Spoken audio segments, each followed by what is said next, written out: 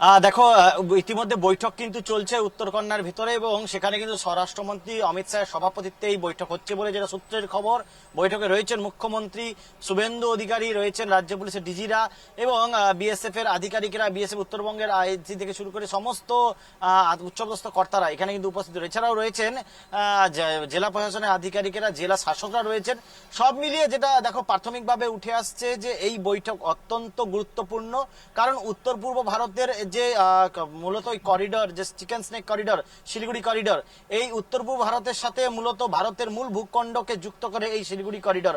ফলে বারবার এই চিকেন স্নেকের যে গুরুত্ব এটা নিয়ে এবং এখানে নিরাপত্তা আরো জোরদার করতে তৎপর কিন্তু ভারত সরকার। এর আগেও কিন্তু বারবার বলা হয়েছিল চিকেন স্নেকের গুরুত্ব কিন্তু এবং তার নিরাপত্তা জোরদার করা হবে। সেই মতো দেখো এতদিন পর্যন্ত যেহেতু এই এলাকার বিভিন্ন জায়গায় কাঁটাতারের বেড়া সেভাবে ছিল না এবং জমির জটে আটকে ছিল সেই কাঁটাতার দেওয়ার কাজ, যদিও রাজ্যের ক্ষমতার পালা পরিবর্তনের পর সেই জমি হস্তান্তরের পর এখন সমস্ত জায়গায় প্রায় কাঁটাতার দেওয়ার কাজ কিন্তু প্রায় শেষের পথে।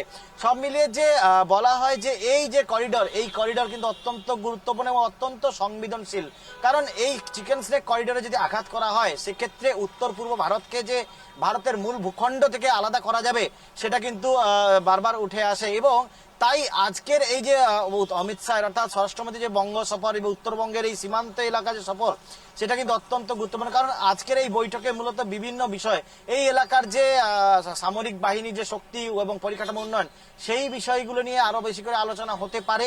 কারণ দেখো কিছুদিন আগেও বিভিন্ন সংবাদ মাধ্যমে উঠে আসছে বাংলাদেশের যে লালমনিরহাট বা যে একসময় ব্যবহার করা হয়েছে বিমানবন্দর, বিমান ঘাঁটি, সেই ঘাঁটিতে কিন্তু ইতিমধ্যে চীনের যারা কর্তা তারা এসে ঘুরে গিয়েছেন। সব মিলিয়ে যে ওই এলাকায় যাতে সামরিক ব্যবহার করতে পারে সেই বিষয়ে একটা বৈঠকও হয়েছে। তাই যেহেতু চিকেন স্নেক খুব কাছে এই জায়গাটি, তাই এই ভারতের কথা চিকেন স্নেক এলাকায় যাতে আরো শক্তি বৃদ্ধি করা যায় সেদিকটা কিন্তু নজর রাখা হতে পারে। এছাড়াও যেটা আরো একটা বিষয় উঠে আসছে যে আজকের এই বৈঠক থেকে মূলত উত্তরবঙ্গের এবং শিলিগুড়ি করিডর সংলগ্ন যে এলাকার যেখানে বিমান ঘাঁটি, বায়ুসেনার ঘাঁটি রয়েছে, সেখানে তার পরিকাঠামো কি করে উন্নতি করা যায়, তাদেরকে কিভাবে আরো শক্তি বৃদ্ধি করা যায় সেই বিষয়গুলো নিয়ে আরো আলোচনা হতে পারে। মানে একটা বিষয় যেটা বারবার উঠে আসছে যে আজকের এই বৈঠকে যেখান থেকে যেভাবে হোক এই চিকেন স্নেক করিডর অর্থাৎ শিলিগুড়ি করিডরকে আরো যাতে শক্তিশালী করা যায় সেটাই কিন্তু মূল প্রায়োরিটি অর্থাৎ মূল প্রধান প্রাধান্য থাকছে ভারতের সরকারের।